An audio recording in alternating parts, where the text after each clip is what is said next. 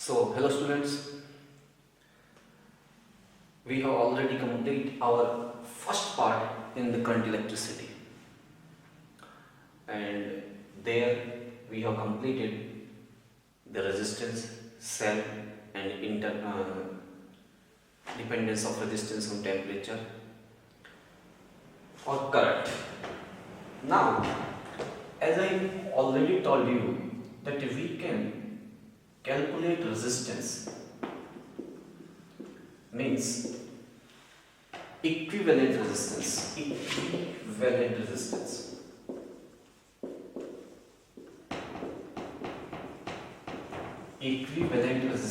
we can calculate equivalent resistance using Ohm's law and series and combination methods, series and parallel combination methods.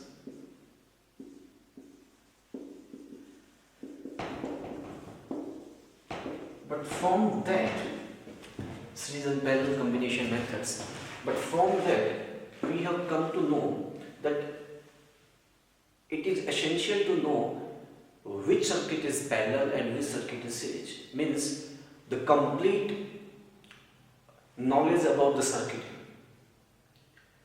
should be in your mind.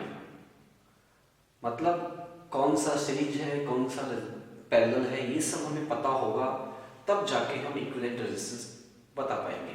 जैसे मैं जो numerical की video है उसमें बहुत ऐसी चीज़ मैंने बताई हैं कैसे कैसे कैलकुलेट कर सकते हैं. मतलब जब हम कॉम्प्लेक्स सर्किट हो, जब सर्किट कौन सा हो, कॉम्प्लेक्स सर्किट हो, जब सर्किट कॉम्प्लेक्स होगा तो क्या होगा, सीरीज और पैरेलल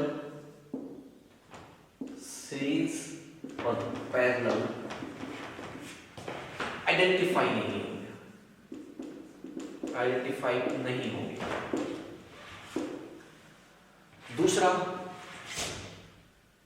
सीरीज और रजिस्टर के साथ में सर्किट के अंदर रजिस्टर के अंदर बहुत से सेल भी दिए होंगे, और सेल का भी क्या होगा, इंटरनल रेजिस्टेंस होगा. क्या होगा बेटा, इंटरनल रेजिस्टेंस होगा. सेल का भी क्या होगा, इंटरनल रेजिस्टेंस होगा.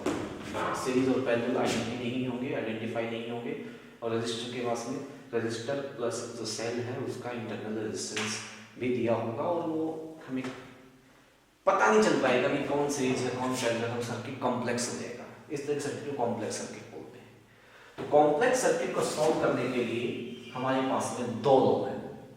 एक्चुअल में लॉ है किरचॉफ के दो लॉ हैं. उसका पहले का नाम है Kirchhoff first law,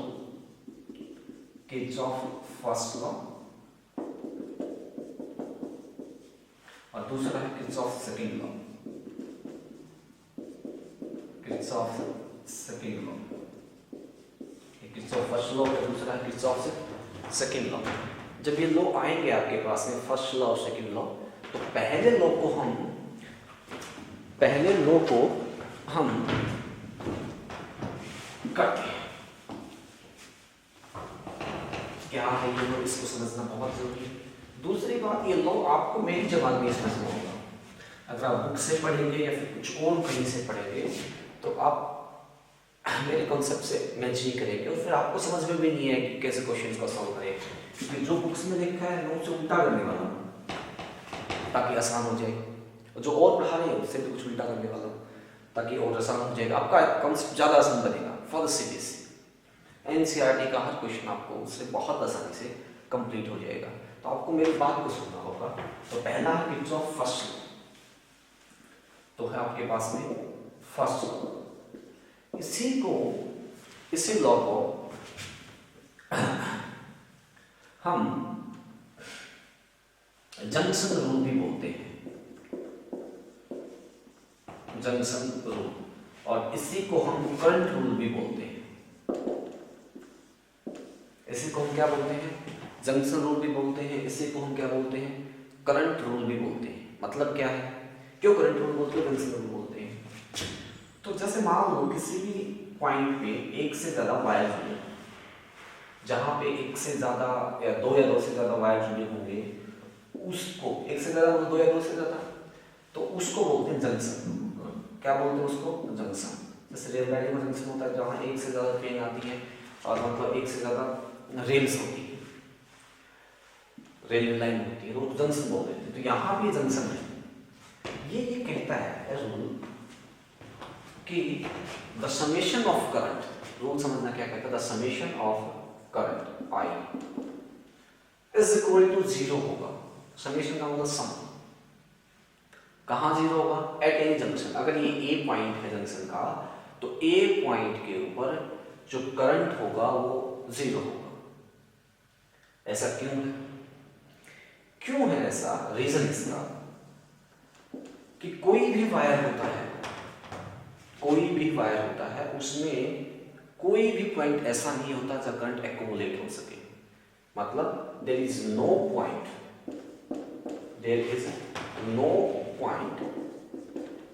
in a wire where current can be accumulated. Current can be accumulated. Current can be accumulated. ऐसा कोई भी पॉइंट नहीं है वायर के अंदर जहां पे करंट को एक्यूमुलेट किया जा सके। करंट को एक्यूमुलेट किया जा सके। एक्यूमुलेट का मतलब जहां करंट क्या हो सके? जमा हो सके। दूसरा, एक्यूमुलेट ही नहीं हो सकता तो कोई भी पॉइंट ऐसा नहीं है जो सेल्फ करंट प्रोड्यूसिंग हो। सेल्फ करंट प्रोड्यूसिंग कोई ऐसा हो ही जाएगा तो फिर पावर बनाने की क्या जरूरत होगी? कोई भी ऐसा पॉइंट नहीं है जो सेल्फ करंट प्रोड्यूसिंग हो। और जब सेल्फ करंट प्रोड्यूसिंग वायर है नहीं, इसका मतलब क्या होगा? ना तो एक्यूमुलेट कर सकता है और नहीं ये करंट को प्रोड्यूस कर सकता है। इसका मतलब इसके पास जितना करंट आएगा उसको उतना ही वापस जाना होगा। मान लो यहाँ से आया 5 एम्पियर करंट और उधर चला गया 3 एम्पियर, तो मजबूरी है कि इधर 2 एम्पियर जाएगा, इधर 2 एम्पियर जाएगा।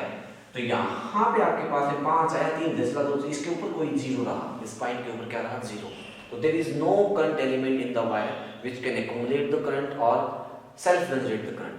कोई भी पॉइंट नहीं है वायर के अंदर जो करंट को एक्यूमुलेट भी कर सके या सेल्फ जनरेट कर सके, जिसको बोलते हैं करंट रूल। क्योंकि करंट से रिलेटेड है, जंक्शन से रिलेटेड है, तो जंक्शन रूल भी बोल देते हैं। किरचॉफ का फर्स्ट लॉ था, ये बेसिक लॉ था, इसको फर्स्ट लॉ भी बोलते हैं।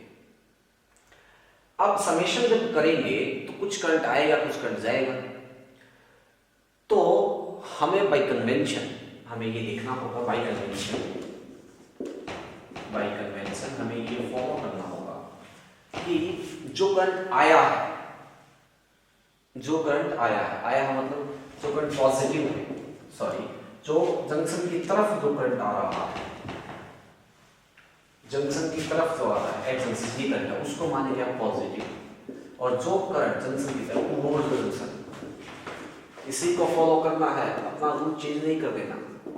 टुवर्ड्स द जंक्शन जो करंट आ रहा है उसको बोलेंगे आप पॉजिटिव, और जो करंट दूर जा रहा है, ठीक है ना, टुवर्ड्स द जंक्शन वो पॉजिटिव और दूर जा रहा है नेगेटिव आपके पास में, अच्छा वो नेगेटिव होगा। मतलब away from the junction, away from the junction, जो जंक्शन से आपके पास दूर जा रहा है, दैट इज अवे, वो दूसरा होगा आपके पास में, जमा होगा।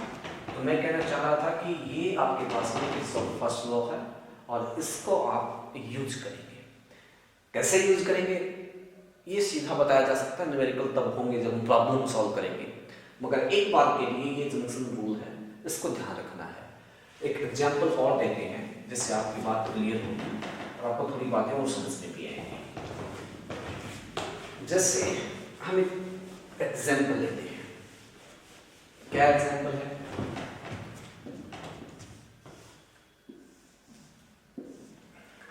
यहां से 7 एम्पीयर करंट है, यहां से 2 एम्पीयर करंट इधर आ रहा है, तो ऑब्वियसली 7 और 2 आपके पास में, और इधर जा रहा है आपके पास में 5 एम्पीयर, और इधर करंट कितना है? I2, और ये करंट I2। वैल्यू पूछ ले, बताओ I1 और I2 की कितनी है? ठीक है, ये क्वेश्चन है आपके पास में, I1 और I2 की वैल्यू कितनी है ये हमसे क्वेश्चन में पूछा गया है। तो क्या होगा, यहां से 7 एम्पीयर इस पॉइंट पे आएगा, तो इस पॉइंट पे समेशन ऑफ करंट जो आने वाला उसको क्या देंगे पॉजिटिव। पॉजिटिव कितना है बेटा, आने वाला 7 है, 7 हो गया, जाने वाले को क्या देंगे नेगेटिव देंगे, और जाने वाला क्या है माइनस का I1, जाने वाला है इस जंक्शन से, तो जंक्शन ए है आपका, तो applying junction rule at the point A, मतलब applying junction rule at point A point के ऊपर हमने जंक्शन रूल लगा दिया, इज इक्वल टू क्या होना है 0, तो ये होगा minus of I1 5 is equal to 0, तो I1 की वैल्यू कितनी आएगी 5 एम्पीयर, मतलब यहां से कितना जाएगा, साफ ही दिख रहा है आपको 5 एम्पीयर, 7 आया ना, दोनों ही आ रहे थे सर यार, ये भी इधर आ रहा था तो ये 2 होगा प्लस का, ठीक है, तो ये हो जाएगा आपके पास में 9।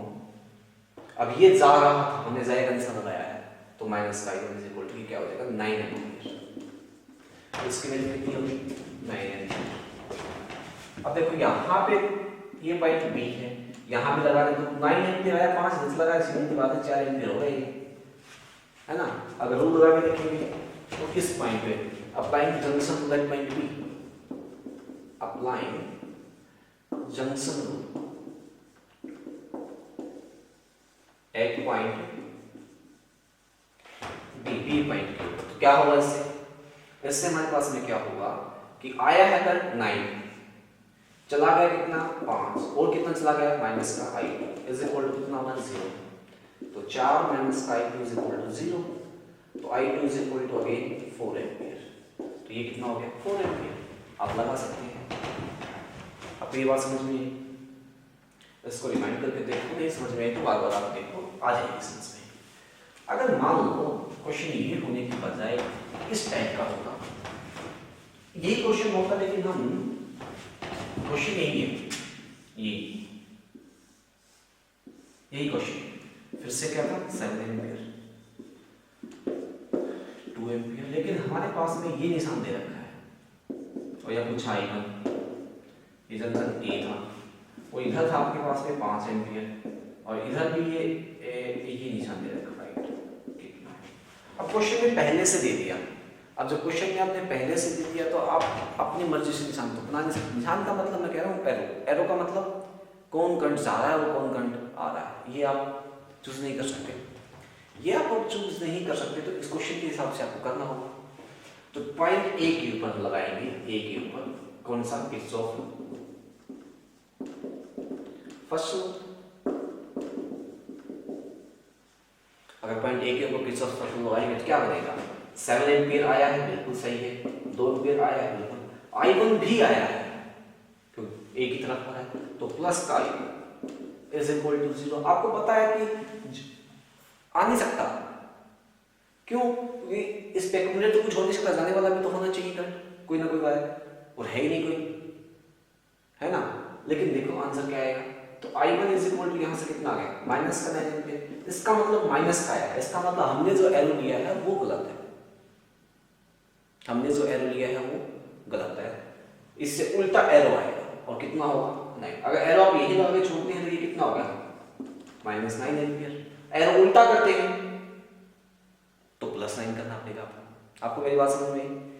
तो आप आंसर जब पेपर में लिखेंगे तो -9 एम्पीयर लिखेंगे, क्योंकि एरो आपको दे रखा था पहले से। अब यहाँ पे इधर कितना है, अब बी पे लगाए यहाँ, तो बी पे कितना, उधर कितना जा रहा है, जाता है वो नेगेटिव, कितना जा रहा है माइनस का 9 जा रहा है, कितना और जा रहा है माइनस का 5 ये जा रहा है, ये भी आ रहा है, तो प्लस का I2 is equal to 0, minus minus plus -5 plus I2 is equal to 0, कितना हो गया है 4 plus I2 is equal to 0, मतलब I2 is equal to minus का 4 एम्पीयर, यहाँ उल्टा है, इसका मतलब हमने जो एरो लगाया है वो गलत है, माइनस का निशान है, पॉजिटिव वाला ठीक है, इसका निशान ऐसे होना चाहिए और तब ये 4 एम्पीयर आए, लेकिन आपको अब क्वेश्चन आ गया नेगेटिव लिखना हो तो उसमें पहले से लगा के दे रखे, आपको समझ में आई? इसको ध्यान से देखना है, ध्यान से सुनना है, फिर से दोबारा करके देखना है, 1-2 क्वेश्चन आपके बुक में भी है उनको भी रिपीट करके देखना है, आपको समझ में आएगी बातें। अब जाके किरचॉफ सेकेंड लॉ। कौन से लॉ थे? किर्चॉफ है second law. Kirchhoff second law क्या कहता है?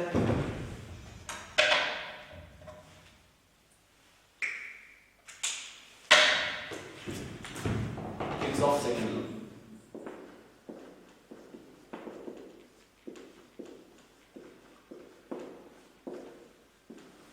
किर्चॉफ सेकेंड लॉ, इसमें क्या है?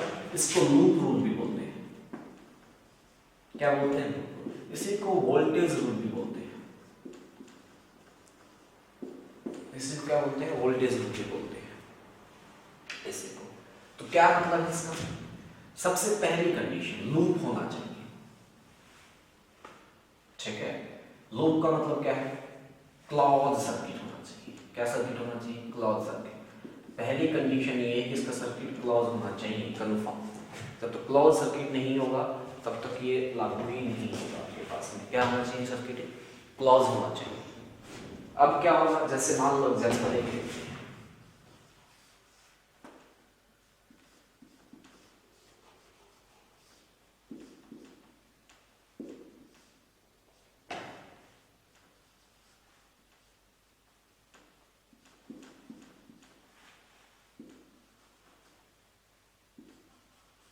और इसका भी इंटरनल रेजिस्टेंस है। ये रेजिस्टेंस आपके पास में ही, ये वाला, ये मैंने कह दिया, सीधा क्वेश्चन से करते हैं आपके पास में। ये कह दिया मैंने R1, ये कह दिया R2, ठीक है। ये है V1 वोल्ट, ये है V2 वोल्ट, ये है V3 वोल्ट, और इसका इंटरनल रेजिस्टेंस है R1, और इसका इंटरनल रेजिस्टेंस है R2 छोटे वाला, और इसका इंटरनल रेजिस्टेंस R3, और ये भी R3। तो सबसे पहले क्या करना होगा आपको?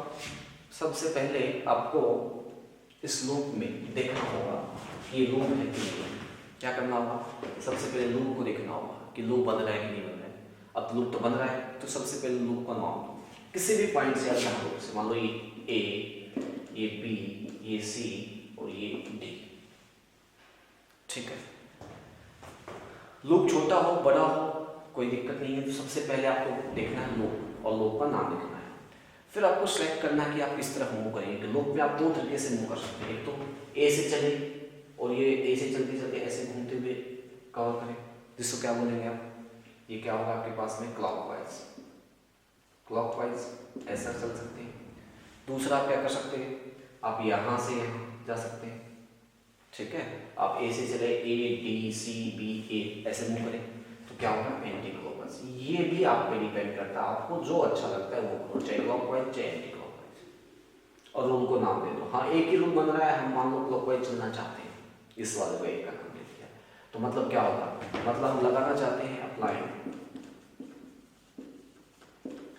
Kirchhoff second law.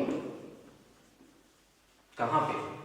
अब हम चलेंगे तो A B C D A, वापस पूरा लूप बन जाएगा।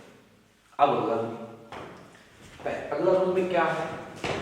अगर हम दूसरा जो रूल है, अगर हम जिस डायरेक्शन में जा रहे हैं, मूव कर रहे हैं, उसी डायरेक्शन में करंट जा रहा है तो पॉजिटिव। हमारी डायरेक्शन में करंट और सेम डायरेक्शन में करंट की डायरेक्शन और मूवमेंट की डायरेक्शन, मूवमेंट की डायरेक्शन और करंट डायरेक्शन क्या हो? सेम हो। तो क्या लेना है? पॉजिटिव। और हमसे अपोजिट डायरेक्शन में करंट हो तो, अगर हमसे अपोजिट डायरेक्शन में करंट हो तो, मतलब डायरेक्शन अगर अपोजिट हो, तीसरा डायरेक्शन अगर अपोजिट हो तो करंट क्या लेना है आपको? नेगेटिव। अगला, आप चल रहे हैं, मीन्स आप मूव करवा रहे हैं, और जब जा रहे हैं तो अगर आपको बैटरी का नेगेटिव पोल टकराता है तो आपको नेगेटिव साइन लेना है, और आपको बैटरी का पॉजिटिव पोल टकराता है तो आपको कौन सा लेना है? पॉजिटिव साइन लेना है। मतलब मेरे रूल के हिसाब से अगला रूल है, अगर बैटरी का पॉजिटिव पोल है तो साइन भी क्या लेंगे? पॉजिटिव ही। और अगर बैटरी का नेगेटिव पोल पहले आया है तो साइन भी क्या लेंगे, नेगेटिव ही लेंगे। इसी चीज को फॉलो करते हुए लिखने की प्रोसेस करते हैं। हम ए से चलते हैं, ए से चले या ए से हम इधर जाते हैं। सबसे पहले करंट आपको बनाना होगा किसी भी तरीके से, जैसे भी मान लो करंट आपके पास में यहाँ से चल रहा है, इससे निकला I1 और ये होता हुआ इधर से इधर से इधर से इधर से इधर से इधर, सारे में I1 की ही रास्ता है, सब में I1 है क्योंकि हमने सबसे सिंपल वाला सर्किट बनाया है और I1 ही आएगा, करंट सही होगा सीरीज है सारे के साथ। तो ए से चले, सबसे पहले किससे टकराए, positive pole of battery, battery का कौन सा पोल है, पॉजिटिव, और वोल्टेज कितनी है V1, तो सबसे पहले V1 पॉजिटिव हो गया। फिर इसका इंटरनल रेजिस्टेंस R1, इसको भी डील करना होगा। लेकिन करंट क्या है, करंट जो ये हम जा रहे हैं इस तरफ, हम जा रहे हैं इस तरफ और करंट आ रहा है इस तरफ, हो गया ना। और मैंने कहा था हम जा रहे हैं उसी तरफ करंट हो तो पॉजिटिव, और अब दूसरी डायरेक्शन में हो तो नेगेटिव। तो हम जो जा रहे हैं उसी डायरेक्शन में करंट नहीं है, अपोजिट है, तो क्या करना होगा आपको, नेगेटिव। तो नेगेटिव करंट कितना है आपके पास में, I1, और I1 तो आई लोहे की करंट, I किससे टकराया है, रेजिस्टेंस R1 से, तो सारी की सारी वोल्टेज का सम होगा ना। रूल ये कहता था, वैसे रूल के बारे में इसमें summation of voltage is equal to 0 होगा किसी भी लूप के अंदर, समेशन ऑफ वोल्टेज क्या होगा, 0 होगा किसी भी लूप के अंदर। तो वोल्टेज देनी है हमें, तो I को किससे मल्टीप्लाई करेंगे, रेजिस्टेंस से, रेजिस्टेंस कितना R1, तो क्या आ जाएगी, वोल्टेज आ जाएगी इसके अंदर IR। अब यहाँ पहुंच गया, करंट है इस तरफ, करंट तो देखो ये है ये, और हम आ रहे हैं इस तरफ, तो फिर से नेगेटिव नेगेटिव, करंट I है, रेजिस्टेंस कितना है R2। तो अब यहाँ पहुंचे, यहाँ तक कुछ नहीं था, यहाँ है, फिर से किससे टकराए, प्लस V2 से, तो क्या होगा, प्लस का V2, समझ में आपको, किससे टकराए, प्लस V2 से, तो प्लस का V2 हो गया आपके पास में। फिर से करंट तो इधर जा रहा है और हम इधर जा रहे हैं, रेजिस्टेंस R2 है, तो माइनस का IR, समझिए, माइनस का IR2। अब यहां पहुंच गए और करंट आ रहा है इधर और हम जा रहे हैं इधर, तो उल्टा, फिर माइनस का IR3, R ये वाला है करंट I है।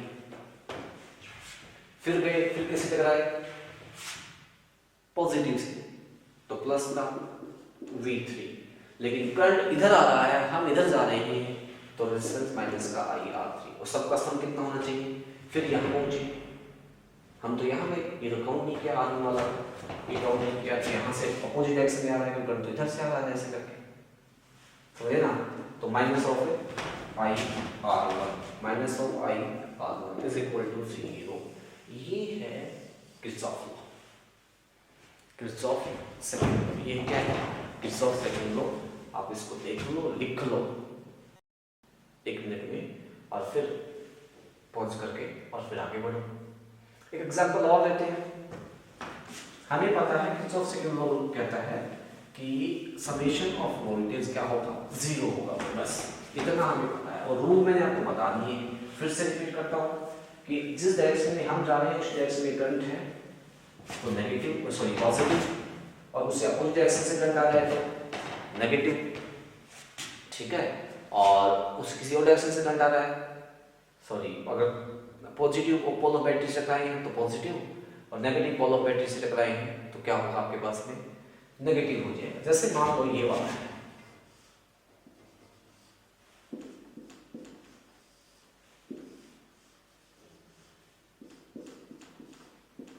और इंटरनल रेजिस्टेंस दी रखा है, ये EMF है E1, ये E2 है, ये आपके पास में 2 ओम है, ये 3 ओम है, और ये 5 ओम है कोई भी।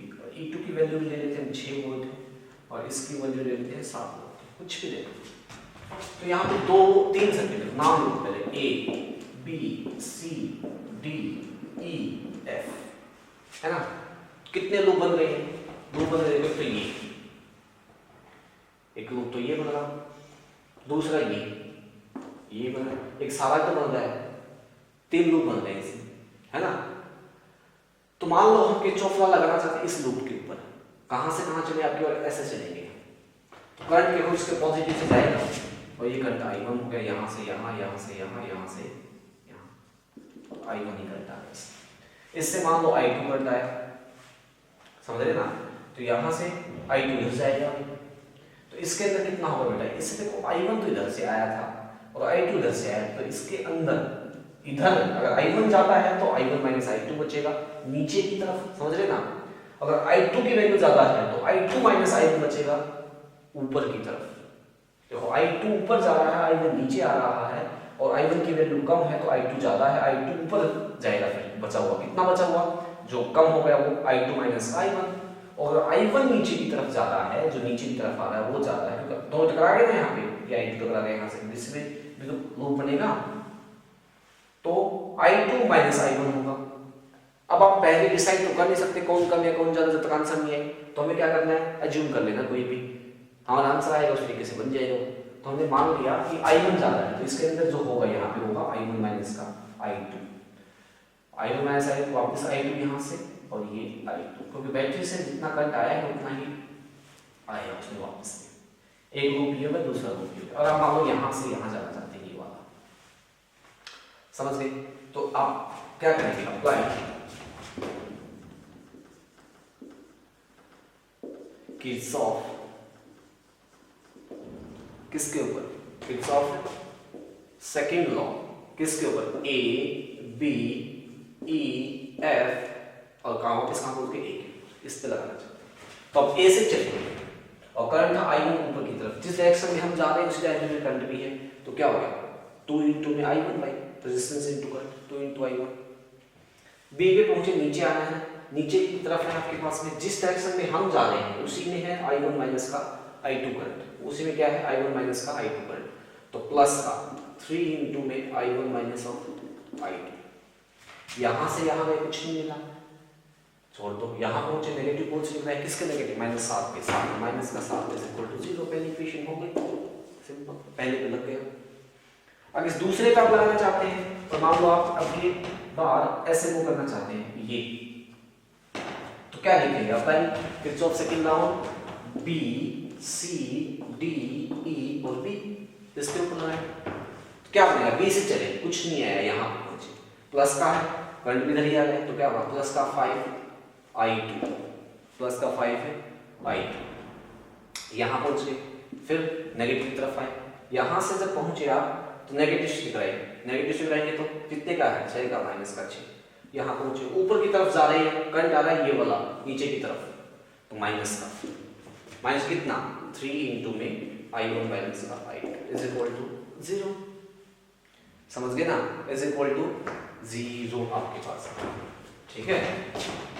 यहाँ से आगे जंक्शन की बात करते हैं आप, जंक्शन पे टोटल करंट आया है उतना ही वापस चला जाएगा, कुछ इधर चला गया बेटा, इसमें I1 I2 इधर से आया था, इसमें I1 इधर से आया था, वो इधर चला गया, तो अब I1 और I2 की वैल्यू आप निकालना चाहते हैं, तो देखो दो इक्वेशन हो गई आपके पास, हो गई ना दो इक्वेशन को सॉल्व करना होगा आपको। इस इक्वेशन को पहले लिखो, 2 ऑफ I1 प्लस का पहली इक्वेशन को 3 of I1 minus 3 of I2 minus 7 is equal to 0, तो ये हो गया 5 I1 माइनस का 3 I2 इज इक्वल टू आपके पास में 7 इधर चला गया था, तो प्लस का 7 हो गया ना आपके पास में, माइनस 7, तो इधर आके प्लस का होगा 7, इसको इक्वेशन नंबर 3 का नाम दो।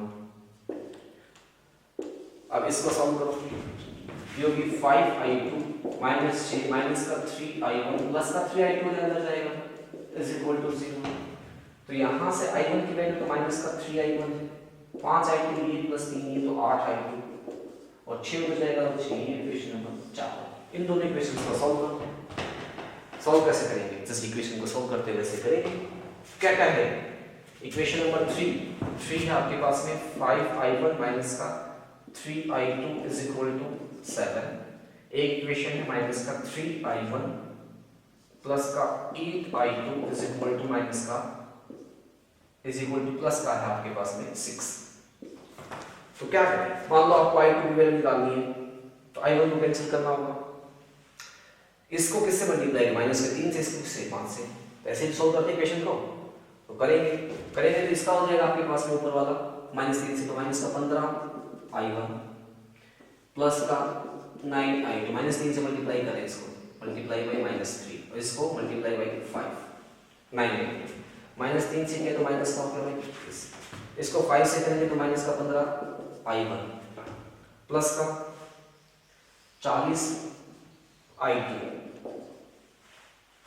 ठीक है, और इज इक्वल टू 30। दोनों को माइनस करेंगे तो ये प्लस हो जाएगा, ये माइनस से माइनस हो जाएगा, ये कट गया भाई आपके पास में, ये माइनस हो गया तो कितना बच गया माइनस का 31 I2, ये भी माइनस हुआ था आपके पास में 21 और 30, 51 कितने इसका माइनस का, तो I2 की वैल्यू कितनी आ गई, I2 की वैल्यू आपके पास कितनी आ गई, आपको शायद दिखाई नहीं दिया होगा,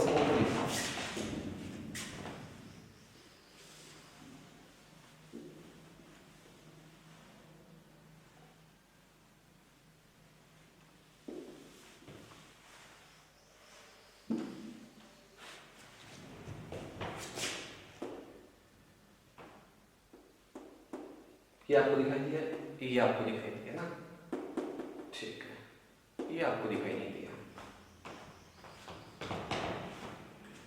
तो ये मैंने जब इक्वेशन लगाई थी इनकी यहाँ पे, तो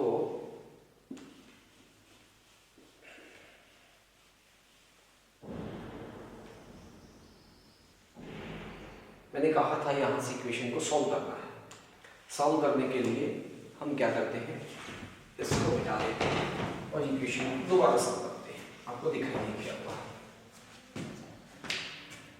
तो पहले जो इक्वेशन 1 है उसको सॉल्व किया, ये वाली है इक्वेशन 1 को सॉल्व करेंगे तो ये होगा आपके पास में 2 of I1 प्लस का 3 I1, इसको सॉल्व करते हैं, I1 माइनस का 3 I2 is equal to minus का 7 इज इक्वल टू 0, इक्वेशन हो गई। दूसरा, यहां से जो नंबर 2 इक्वेशन है इसको भी सोल्व करते हैं, इसको थोड़ा और सोल्व करेंगे तो ये 2 और 3 5 I1, ये होगा माइनस का 3 I2 इज इक्वल टू 7, इसको नाम दे दो 3 का। ये इक्वेशन जो यहाँ से आपके पास में, इसको भी सॉल्व करो, ये वाली जो सेकंड बनी है, तो ये कितनी बनी 5 of I2 माइनस का 6 माइनस का 3 I1 प्लस का 3 I2 हो जाएगा इज इक्वल टू 0। थोड़ा सॉल्व करेंगे तो क्या हो गया, I1 की value minus of 3 I1 plus 5 plus 3 plus का 8 ऑफ I2, 6 हो जाएगा, तो ये हम अब इक्वेशन 3 और 4 हमारे काम की है, उनको मिटा देते हैं, ये इक्वेशन 2 हमारे काम की है।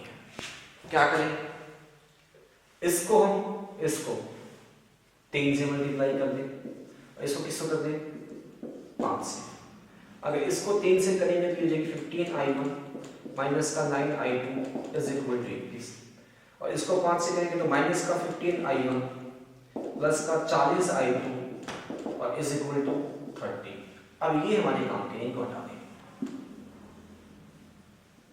और इन दोनों का क्या करते हैं, सम करते हैं, 15 I1 से 15 अलग कर दिया, यहाँ बचेगा 21 I2 31 I2 सब, और ये हो गया आपके पास में 51, तो यहाँ से क्या है I2 is equal to 51/31 ampere. अब ये वैल्यू इसमें पुट कर दें तो 15 I1 माइनस का 9 इंटू में 51/31 इज इक्वल टू 21, और यहाँ से I1 की वैल्यू हम निकाल लें अपने मेथड से, और ये क्वेश्चन सॉल्व हो जाएगा, I1 I2 की वैल्यू निकालने आ जाएगी आपको समझ में आया होगा।